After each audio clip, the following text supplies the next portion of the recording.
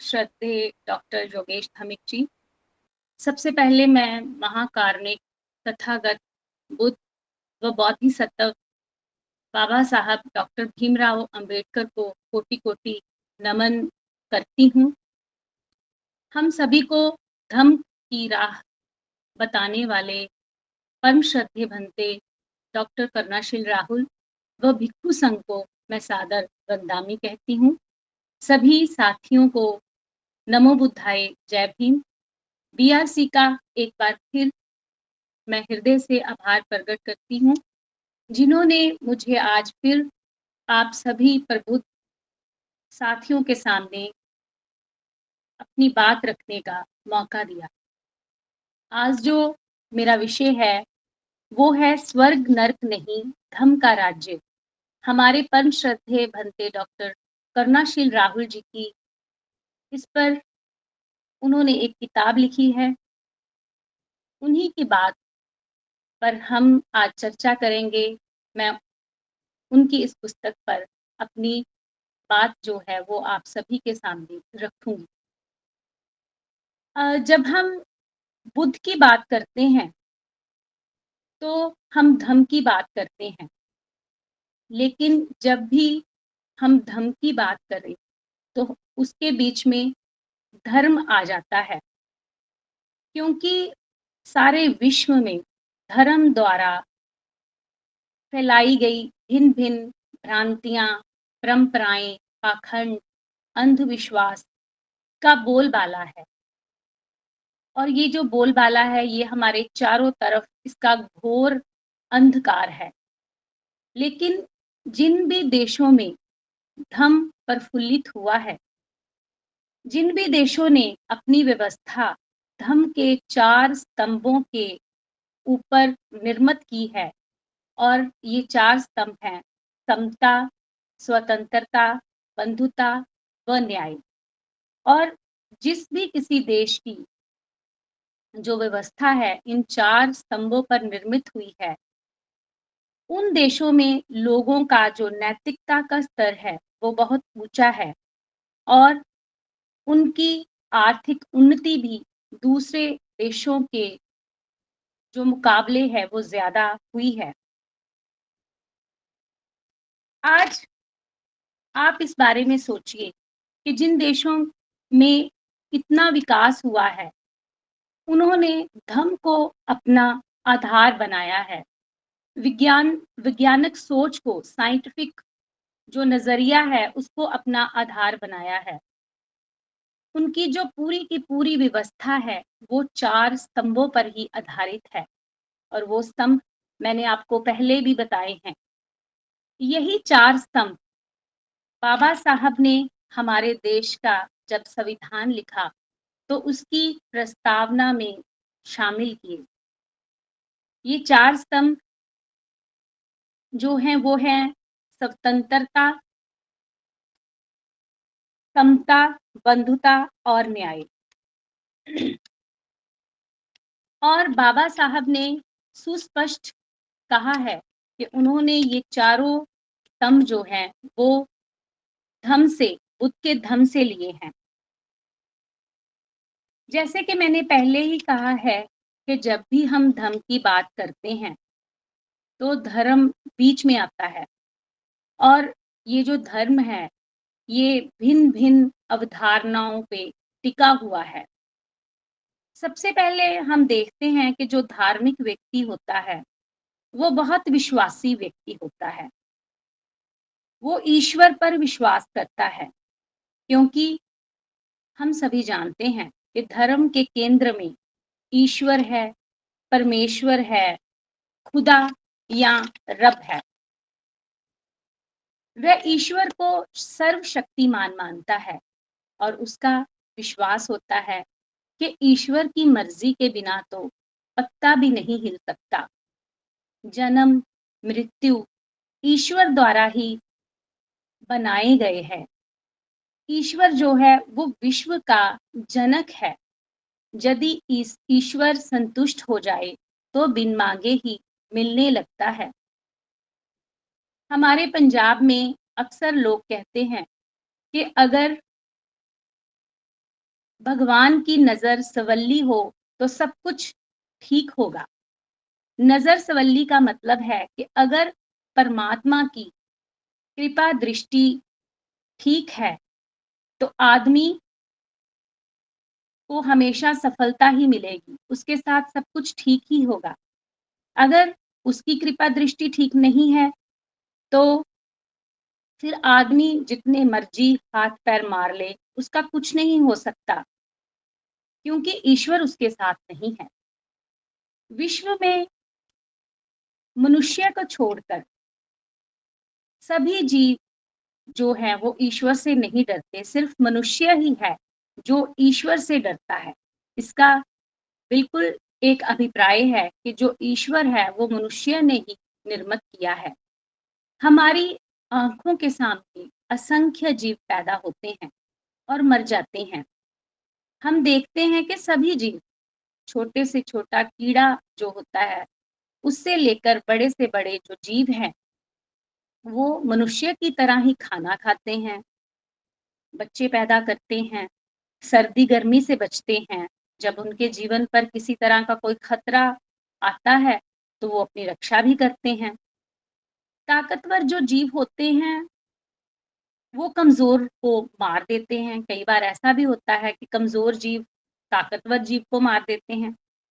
लेकिन हमने यही देखा है कि जो जीव है, वो दूसरे जीव से अपना बचाव करता है। परंतु जो मनुष्य है, वो बचाव के साथ-साथ एक मनुष्य दूसरे मनुष्यों पर शासन करना चाहता है। वह अपने आप को सत्ता के केंद्र के रूप में स्थापित करना चाहता है। उसे स्वयं को स्थापित करने के लिए शक्तिशाली सत्ता चाहिए। उसके लिए वह एक काल्पनिक ईश्वर की सत्ता की संकल्पना करता है। इसी चाहत के परिणाम स्वरूप धर्म के केंद्र में ईश्वर स्थापित हो गया। अब हम देखते हैं कि जो पहली अवधारणा धर्म की है, वो है ईश्वरवाद, कि ईश्वर ही सब कुछ करता है, मनुष्य के हाथ में कुछ भी नहीं है। ईश्वर ही मनुष्य को पैदा करता है, ईश्वर ही मनुष्य को खत्म कर देता है। अब इसके आगे क्या होता है, जब मनुष्य को ईश्वर का पता चल जाता है, तो फिर ईश्वर प्राप्ति का मार्ग जो है वो मनुष्य को सुझाया जाता है। सभी धर्म जो भी इस पृथ्वी पर हैं, उसकी स्थापना का एक ही उद्देश्य है और वो सुस्पष्ट है कि हमें ईश्वर को पाना है। ईश्वर के दर्शन होंगे तो लोक परलोक सुखी होगा। लेकिन ये भी भ्रम फैलाया गया कि ईश्वर को पाने का मार्ग बहुत कठिन है, लगभग असंभव है। फिर मनुष्य और ईश्वर के बीच एक सिद्ध पुरुष बैठाया गया।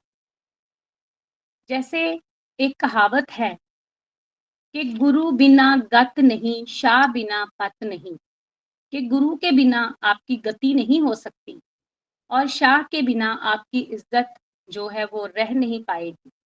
इस तरह गुरु का महत्व बहुत ऊंचा बताया गया और हम देखते हैं कि ऐसे बहुत से तथाकथित जो गुरु हैं, उनके पीछे लगकर हमारा समाज, हमारे देश के लोग अपनी पूंजी बर्बाद करते हैं, समय बर्बाद करते हैं।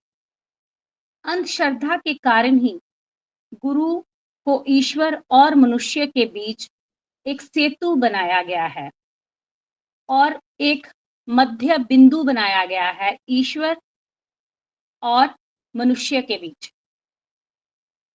और जो हमारे अंध भक्त हैं, वो ये भी नहीं सोचते कि जब अगर हमने ईश्वर को पाना है, तो ये अधिकार इस धर्म गुरु को किसने दे दिया कि वो हमें ईश्वर से मिलाएगा। फिर गुरु क्या करता है? फिर गुरु एक नाम दान देता है, फिर नाम जपने को कहता है। वो कहता है कि सुबह शाम बैठो, साधना करो, यही उपाय है उस एक अलौकिक शक्ति को मिलने का, उस सत्ता को मिलने का। फिर क्या होता है कि जो भिन्न-भिन्न मत होते हैं, भिन्न-भिन्न डेरे हैं, धार्मिक स्थान हैं, उनसे जो जुड़े हुए लोग हैं, वो भिन्न-भिन्न अंधविश्वासों से जुड़ जाते हैं। कोई मत कहता है कि नाम जपो, तुम्हें कुछ शब्द दे दिए हैं, ये ईश्वर के शब्द हैं, अगर आप इनको जपोगे तो उससे मिलन होगा। वो कुछ कहते हैं सिमरन करो, कुछ पाठ पर बैठते हैं, कुछ व्रत करते हैं, कुछ पूजा-पाठ करते हैं, कुछ अलग-अलग कर्म-कांड करते हैं। जैसे समझ में आया, वैसे-वैसे ये धर्म गुरु अपने शिष्यों से करवाते हैं और जो अंध भक्त है, वो आँखों पर पट्टी बाँधकर सब कुछ समझते हुए भी इसे करी जाते हैं। इस तरह हम देखते हैं कि हमारे इर्द-गिर्द अज्ञानता, अंधविश्वास का विस्तार हो चुका है और ये निरंतर जारी है। फिर इसके बाद ईश्वर का कांसेप्ट आया जैसे पहले बताया, फिर उसके बाद ईश्वर को पाना कैसे है, गुरु आपका एक होगा, वो आपको ईश्वर से मिलाएगा। फिर आत्मा का कांसेप्ट भी है धर्म में, आत्मा का बहुत महत्व है, जैसे कहते हैं कि आत्मा क्या है? आत्मा परमात्मा का ही अंश है। धर्म जो गुरु हैं वो कहते हैं कि आत्मा क्या है? वो परमात्मा का ही एक सूक्ष्म रूप है। परमात्मा कहाँ है? आपके अंदर है, आप कहाँ ढूँढोगे उसे? फिर वो ये भी कहते हैं कि आत्मा दिखती नहीं, अमर है, अज़र है और आत्मा की निर्मलता की भी बात की जाती है। फिर इसमें ये भी है कि अगर आपके पास कोई आपसे कोई पाप हो जाता है तो उसको आप गंगा स्नान करके या भिन्न-भिन्न कर्म कांड करके आत्मा को शुद्ध भी कर सकते हैं। फिर प्रश्न ये भी पैदा होता है कि क्या ईश्वर ने मनुष्य को अपनी स्तुति करने के लिए ही पैदा किया है? और अगर आत्मा अमर है, अज़र है, अगर उस पे कोई किसी चीज़ का प्रभाव नहीं है, तो जो आत्मा जो धर्म ने स्वर्ग नर्क का कांसेप्ट दिया है, तो फिर आत्मा जब मरती नहीं है, शरीर यहाँ पे खत्म हो जाता है, तो आत्मा को स्वर्ग की क्या ज़रूरत है? नर्क की क्या ज़रूरत है? अगर उसको कुछ पता ही नहीं है, उस पर किसी चीज़ का कोई असर ही नहीं है। ये देखिए विरोधाभासी बातें हैं और हमें इन बातों को एक जो अ, धम्म का व्यक्ति है, वो अच्छी तरह से जान सकता है, समझ सकता है। स्वर्ग की अवधारणा है, एक और अवधारणा है धर्म की, ईश्वर का शासन है, लोभ दिया जाता है कि वहाँ पे से हम सुनते हैं कि वहाँ पे सारे अच्छे-अच्छे सुख-सुविधाएँ हैं, अच्छे पकवान हैं, अप्सराएँ हैं। देखिए जो धर्म गुरु यहाँ पर व्यक्ति को लोभ से दूर रहने के लिए कहते हैं, वासनाओं से दूर रहने के लिए कहते हैं, लेकिन वो मनुष्य के लिए मरने के बाद ऐसा प्रपंच करते हैं कि आपको वहाँ स्वर्ग का लोभ दिया जाता है। मतलब ये है कि जीते वक़्त को लोभ से दूर रहना है, लालसाओं से दूर रहना है, लेकिन मरने के बाद जो स्वर्ग मिलेगा, उसकी जो उनको लोभ का रास्ता वो दिखाते हैं।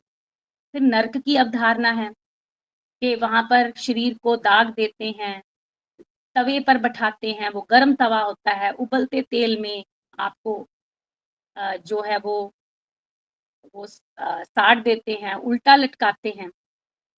अगर ये देखा जाए कि ये भी कहा जाता है कि सब कुछ ईश्वर ने बनाया है, ईश्वर जनक है हर एक चीज़ का, तो उसने शैतान क्यों बनाया?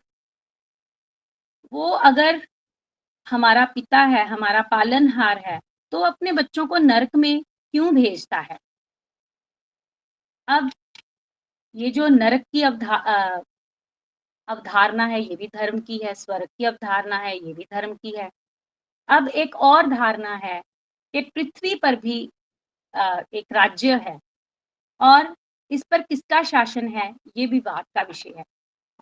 परम श्रद्धेय भंते डॉक्टर करुणाशील राहुल जी लिखते हैं कि जो ये जो पृथ्वी का राज्य है, वो एक ऐसा राज्य लगता है कि यहाँ पर 2 रेल चलती हैं, एक स्वर्ग को जाती है, एक नरक को जाती है।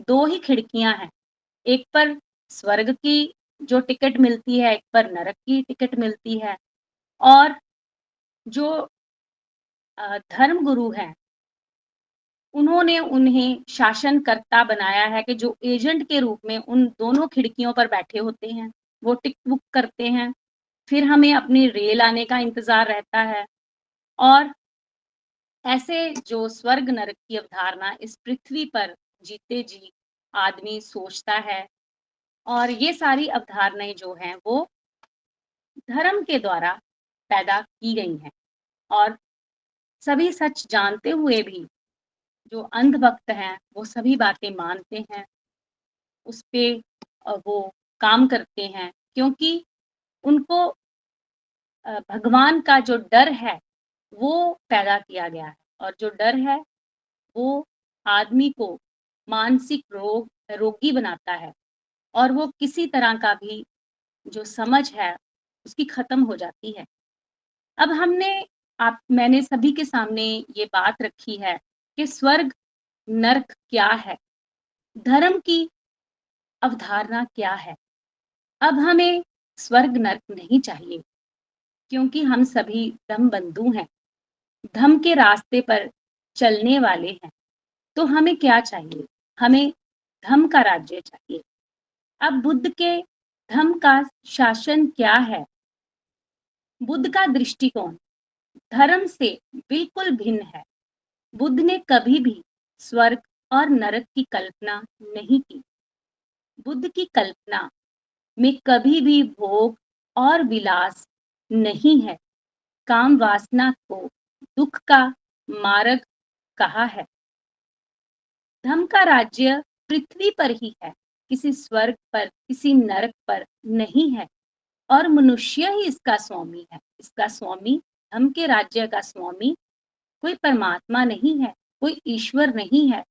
उसका जो स्वामी है वो मनुष्य ही है, हम ही उसके स्वामी हैं। इस पृथ्वी पर जीवन के सभी सुख उपलब्ध हैं। अगर हम कुशल कर्म करें तो हम सभी सुख प्राप्त कर सकते हैं। जहाँ सुख सुख क्या है और दुख क्या है, इसे समझना बहुत ज़रूरी है। जैसे कि पहले भी मैंने बताया है कि बुद्ध ने भोग विलास को दुख का कारण माना है। कुशल कर्म करने का अर्थ है कि बुरे कर्मों से बचना, और बुद्ध कहते हैं ये सब कुछ व्यक्ति के हाथ में है, ये किसी और के हाथ में नहीं है। जैसे धर्म ने अपना व्यक्ति का रिमोट कंट्रोल जो है वो ईश्वर के हाथ में पकड़ाया है, लेकिन धम्म में व्यक्ति का जो रिमोट कंट्रोल है वो उसके खुद के हाथ में है। बुद्ध ने कहा है धम्म पथ पर चलकर ही धम्म के राज्य को स्थापित किया जा सकता है। अब हम बात करेंगे कि बुद्ध ने जो धम्म पथ की बात की है वो क्या है। धम्म पथ क्या है? बुद्ध ने मनुष्य के कल्याण के लिए जो मार्ग खोजा, जिस मार्ग पर चलने से दुख दूर हो जाते हैं, सुख मिलने लगता है, वह ही बुद्ध का धम्म है। दुख मुक्ति, सुख प्राप्ति, ये मार्ग ही धम्म पथ है। अब हम देखते हैं कि इस दुनिया में हर एक व्यक्ति दुखी है। किसी को कोई दुख है, किसी को कोई दुख है। कोई अपने शरीर से दुखी है, कोई अपने मन से दुखी है, कोई अपने परिवार से दुखी है। किसी ना किसी को कोई ना कोई दुख है। बुद्ध के धम्म का उद्देश्य क्या है? बुद्ध के धम्म का यही उद्देश्य है कि दुखों से छुटकारा कैसे पाया जाए। अधिकांश दुख तो हमारे आचरण से ही जुड़े होते हैं। दुराचरण हमारे दुखों का कारण है। देखिए, यही बात मैंने पहले की है कि जो आदमी है उसका रिमोट कंट्रोल उसके खुद के हाथ में ही है। अगर वो सदाचरण करेगा तो वो सुख पाएगा, और अगर वो दुराचरण करेगा तो वो दुख पाएगा। स्वर्ग नरक की भी यहाँ किसी प्रकार की कोई कल्पना नहीं है। धर्म का इन बातों से कोई लेन देन नहीं है। व्यक्ति के मरने के बाद क्या होता है? किसी भी प्रकार के कर्म कांड का धर्म में कोई स्थान नहीं है। जैसे धर्म में एक अज्ञात शक्ति थी, धम्म में ऐसी कोई भी अज्ञात शक्ति नहीं है। इसलिए जो बुद्ध का धम्म है वो भिन्न है। बुद्ध ने कहा है कि जिस विषय से जीवन निर्माण का कोई संबंध नहीं, उस पर चर्चा करना व्यर्थ है। आत्मा, परमात्मा, ईश्वर, भाग्य, ये सब फिजूल के विषय हैं। इसी तरह हम देखते हैं कि परम श्रद्धेय भंते डॉक्टर करुणाशील राहुल जी की जो मूवमेंट है, जो श्रेष्ठ जीवन के निर्माण की मूवमेंट है, वो धम्म का पथ ही है। आगे बुद्ध का जो दृष्टिकोण है, वो जीवन की सार्थकता पर टिका है।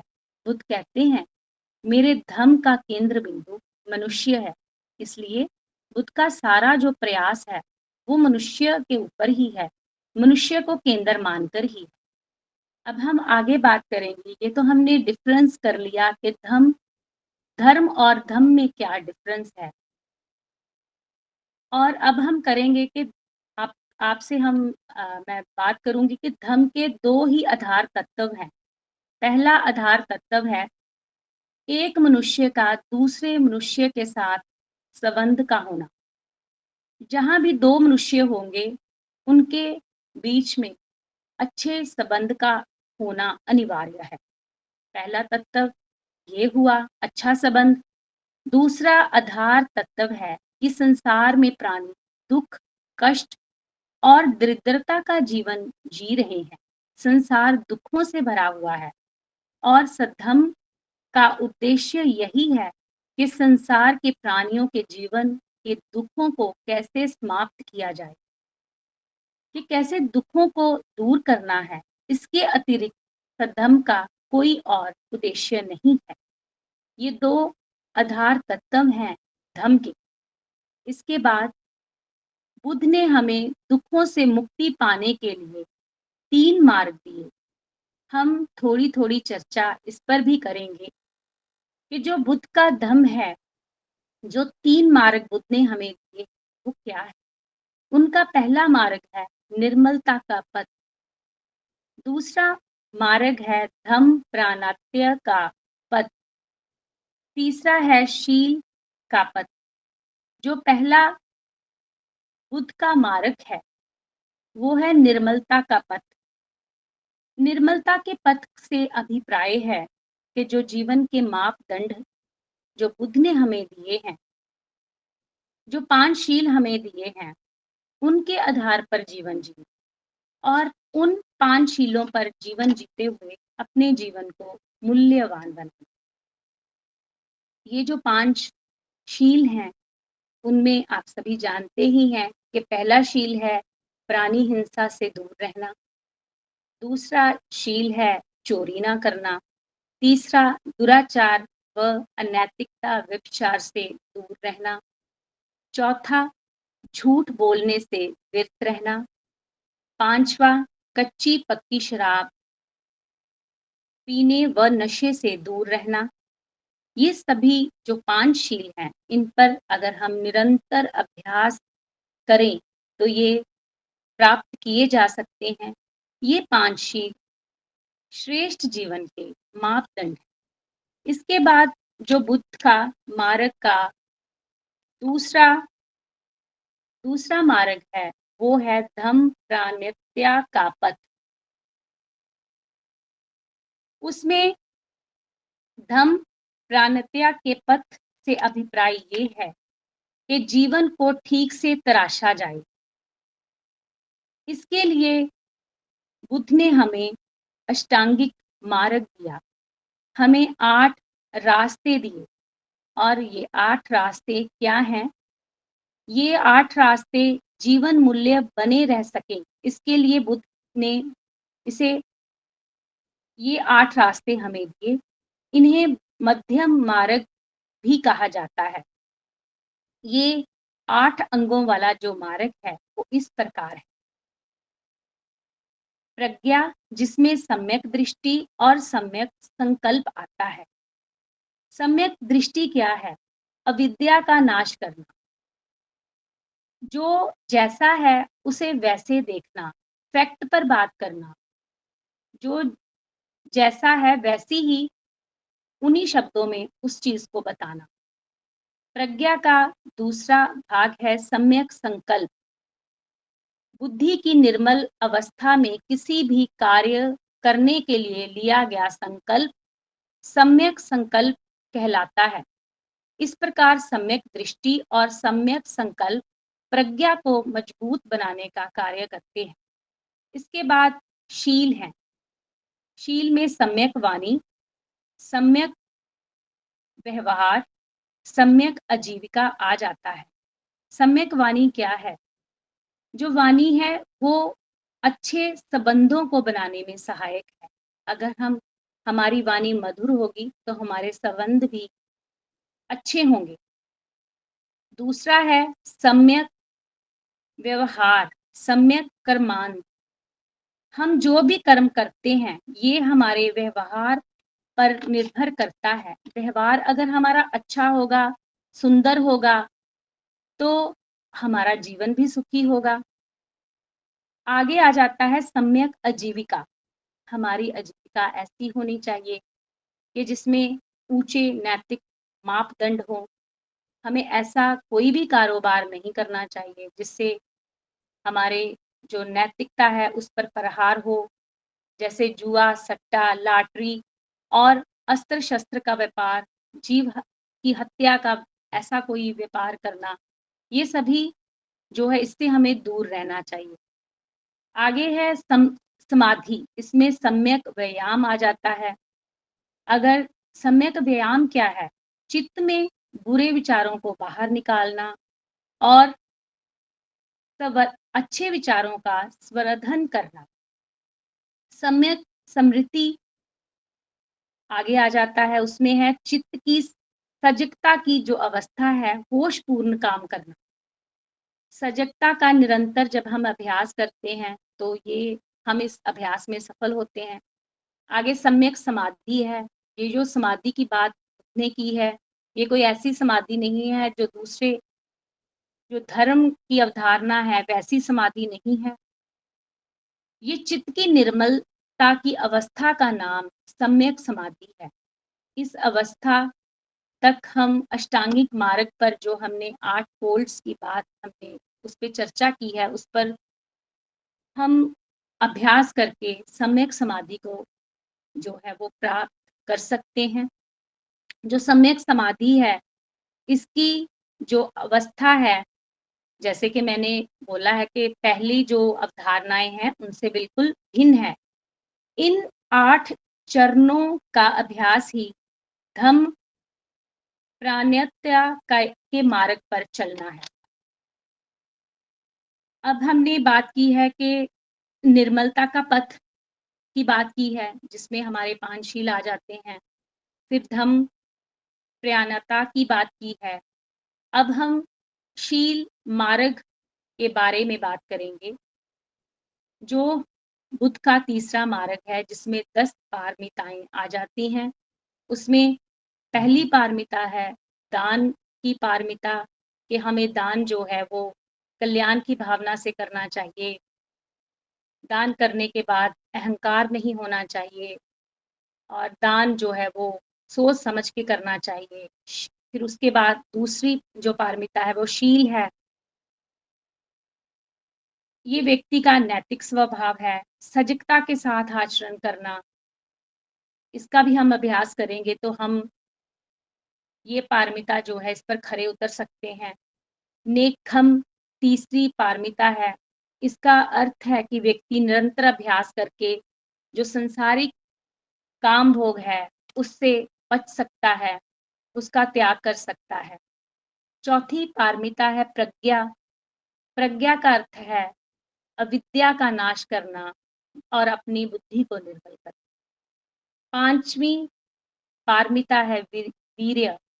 वीर्य का अर्थ है ब्रेवरी। एक बार जो कर लिया, उस पर जो निर्णय ले लिया, उस पर अडिग रहना और पूरी अपनी उसके लिए कोशिश करनी। 6वीं पारमिता है, वो है शांति। मन को इतना इतना मजबूत बनाए रखना कि उसमें सहनशीलता बनी रहे। शांति सहनशीलता की उच्चतम पराकाष्ठा है। इसे पाली में खंती बोलते हैं। 7वीं पारमिता सच, सत्य, व्यक्ति को निरंतर सच बोलने का अभ्यास करना चाहिए। धम्म में झूठ का कोई स्थान नहीं है। 8वीं पारमिता है अधिष्ठान। भाव इसका अर्थ ये है कि संकल्पित मन एक बार जो व्यक्ति संकल्प कर लेता है, उस पर हर अवस्था में वह पूरा करने का अधिष्ठान करता है। 9वीं पारमिता है मेत्ता, मैत्री।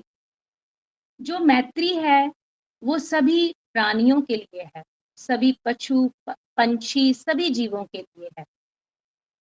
सभी जो सृष्टि में जितने भी जीव हैं, उनके लिए व्यक्ति का अपने मन में मैत्री रखना, मेत्ता रखना।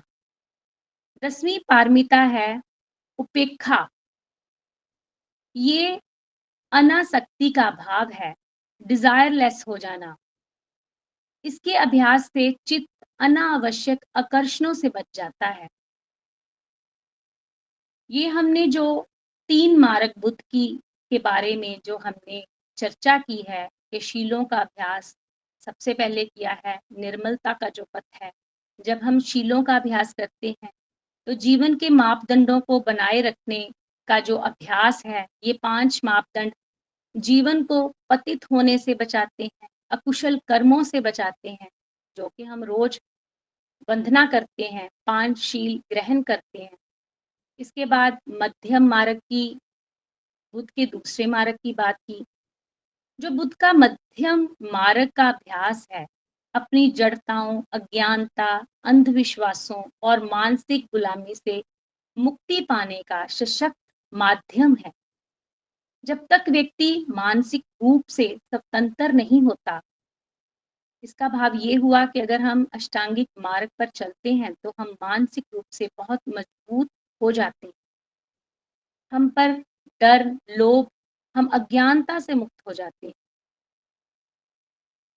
और जो हमने तीसरा मार्ग 10 पारमिताएं ताओं का अभ्यास, वो हमारे सद्गुणों की वृद्धि में सहायक होता है।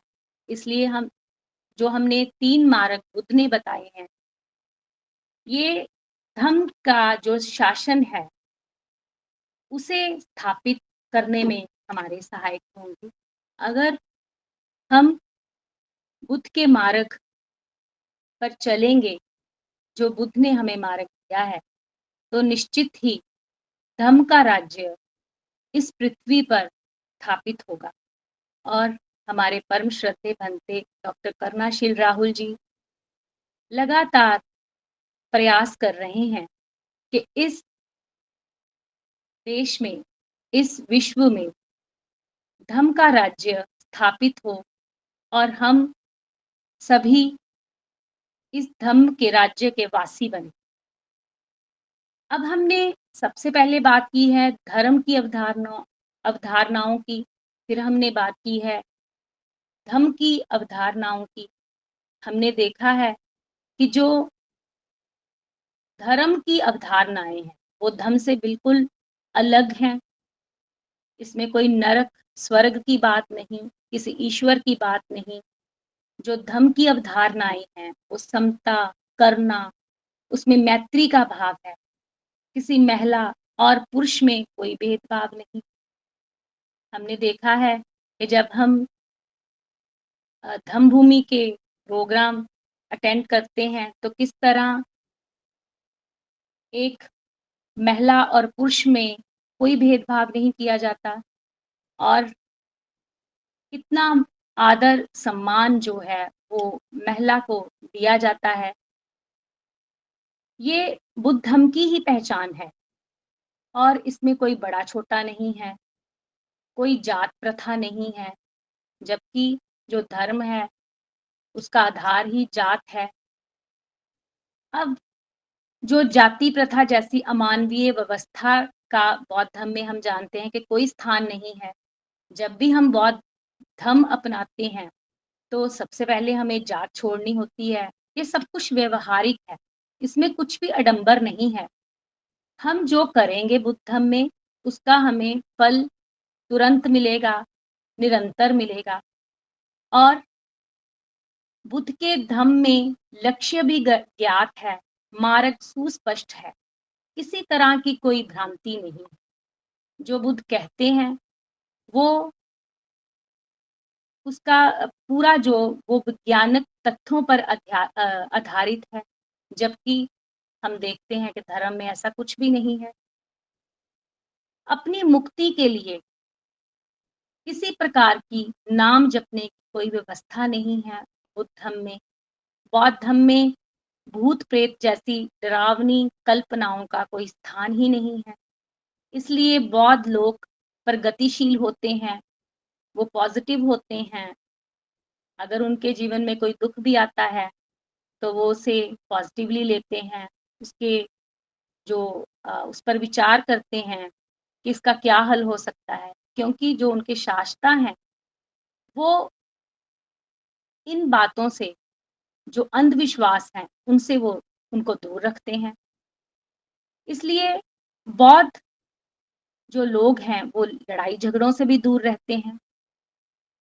बौद्ध संस्कार, बौद्ध परंपराएँ, बौद्ध उत्सव व्यक्ति के जीवन की गरिमा को बढ़ाने वाले होते हैं, वो प्रगति करते हैं, ऐसे नहीं है कि वो अंधविश्वासों को ढोते हैं। इसलिए हम देखते हैं कि जो बुद्ध धम्म है, वो हमारा मनोबल बढ़ाने वाला है। इसमें कुछ भी ऐसा नहीं है कि कोई वर्ग विशेष ऊँचा है, कोई वर्ग विशेष नीचा है। ये सब जो बिंदु हैं, उनका जो आधार है, वो हमने देखा कि वही 4 स्तंभ हैं जो हमने पहले बात की थी। सो बुद्ध का धम्म जो है, वो सुंदर है, सुस्पष्ट है, सरल है, जीवन निर्माण के लिए अति महत्वपूर्ण है और धम्मभूमि भी इसके लिए काम करती है और श्रेष्ठ जीवन पर हमें चलने के लिए वो उत्साहित करती है। रोज़ जो हमारी मीटिंग्स हैं, वो हमारे जो धम्म का राज्य है, उस पर हम बात करते हैं और कैसे हम इसे स्थापित कर सकते हैं। ये सभी बातें हम इस मीटिंग में पहले भी डिस्कस करते हैं और आज भी हमने इस पर चर्चा की है। बस इतनी बात कहते हुए मैं अपनी बात को विराम देती हूँ कि ये जो पुस्तक भंते परम श्रद्धेय भंते डॉक्टर करुणाशील राहुल जी द्वारा लिखी हुई है, इसे हमें फिर बार-बार पढ़ना चाहिए और हम सभी को पता है कि जब हम कोई पुस्तक पढ़ते हैं तो उसके हर बार पढ़ने से नए-नए अर्थ हमें समझ लगते हैं और हम इस किताब को पढ़कर निश्चित ही स्वर्ग नर्क के डर से दूर होंगे और धम्म का राज्य हमने कैसे स्थापित करना है, इस राह पर हम अग्रसर होंगे। अपनी बात को विराम देते हुए मैं परम श्रद्धेय भंते डॉक्टर करुणाशील को वंदामी कहती हूँ। सभी भिक्षु संघ को वंदामी कहती हूँ, सभी साथियों को नमो बुद्धाय, जय